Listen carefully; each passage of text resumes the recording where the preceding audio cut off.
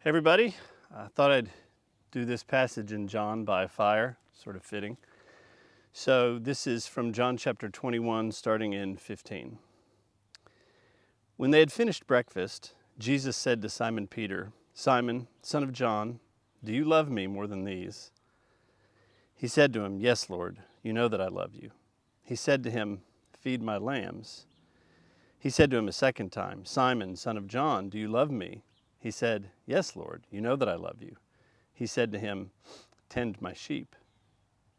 He said to him a third time, "Simon, son of John, do you love me?"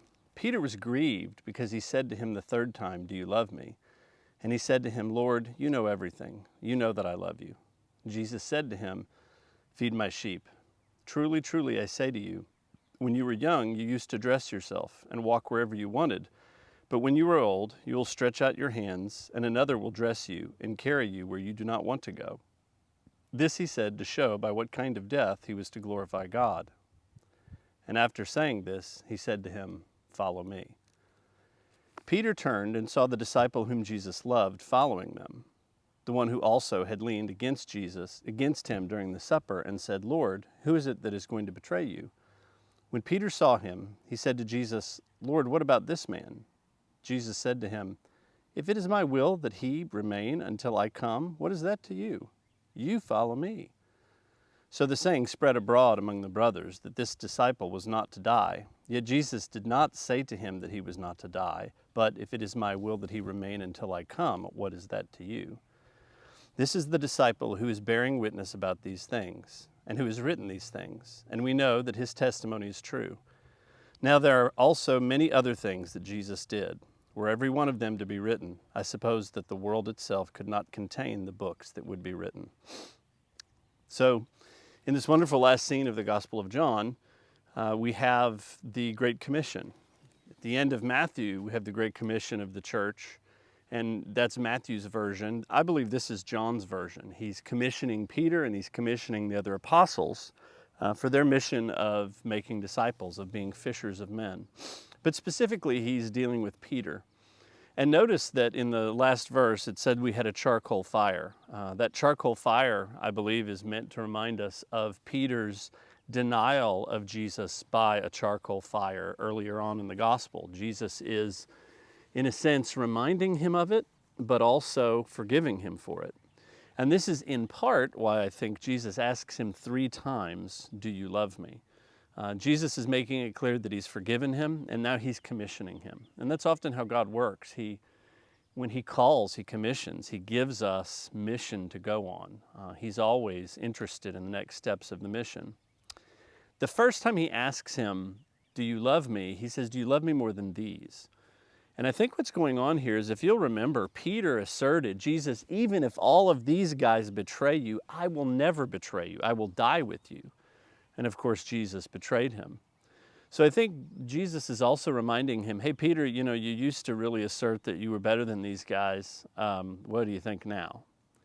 And Jesus is loving him. And Peter's response, of course, is to say, "Lord, you know I love you." He doesn't even rely on his own self-confidence. He doesn't rely on his own self-assessment anymore.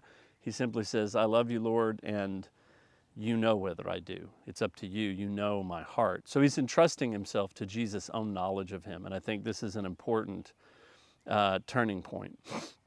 In other words, Peter no longer compares himself to the other disciples. It's no longer about his image of himself in competition with others. It is simply about his desire to follow the Lord. I also like to point out that in the first instance there, when he says, "Do you love me?" and Peter says, "You know that I love you," he says, "Then feed my lambs." Notice that he says lambs first and then sheep later. I think this is just giving an emphasis that Jesus really has a regard for the least of these, the little people, the nothings of the earth that Jesus has called and wants to make them something. And all through here, this is Jesus' repeated refrain. He connects Peter's love of Jesus to Peter's giving himself to care for Jesus' lambs. Jesus is in effect saying, "I'm going to bring people in, and I want you to take care of them, Peter. If you love me, you will give yourself to taking care of them. And I think this also reflects an important question for leaders. The important question for leaders is not a comparison with other people. And of course, the Bible and other places has qualifications for leadership. But one of the most important questions is not, do I compare myself to others and find myself better? Do I trust in my own self-confidence? But do I love Jesus? And have I come to the place that his assessment of me is what controls and guides me? I think that's a crucially important question. And then finally, notice he says this 3 times. Of course, this is 3 ways of saying, Peter, I've forgiven you. Do you love me? Then feed my sheep. But it's also, again, Jesus is hammering the point home repeatedly. Love for him should be expressed in care for his people. If you love Jesus, you will be a part of making disciples. You will be a part of seeing that the least of these, his brethren, are nourished in the faith and equipped in the faith. So then lastly, this wonderful interchange. Keep in mind, at this point, at the point of the writing of the Gospel of John, Peter's probably long dead. And in part, I think he may be dealing with a rumor that's gone around that said John's never going to die.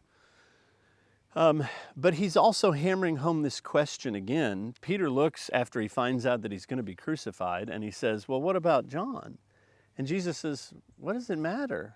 I've called you. You follow me. I've got a path for him. He'll follow me, but you need to follow me where I call you to. And I think there's also something interesting in the fact that he calls him Simon, son of John. We don't know who John's dad was. There's nowhere in the Gospels that says specifically. We know his brother was Andrew. But it may be a reference back to John the Baptist, that Peter was a disciple of John, and John went to a martyr's death, and that Peter himself was also going to go to a martyr's death. But at any rate, I think this last charge of Jesus is a reiteration of, don't compare yourselves among yourselves. You follow me, and you feed my sheep, and don't be surprised when suffering comes. I've overcome it, and so will you. And then, of course, he ends by saying, listen, I've only touched the tip of the iceberg. I've only put a little bit of what Jesus did, but I've done it all that you might believe. And may we believe, and may we follow, and may we love his sheep and not be surprised when suffering comes. Amen.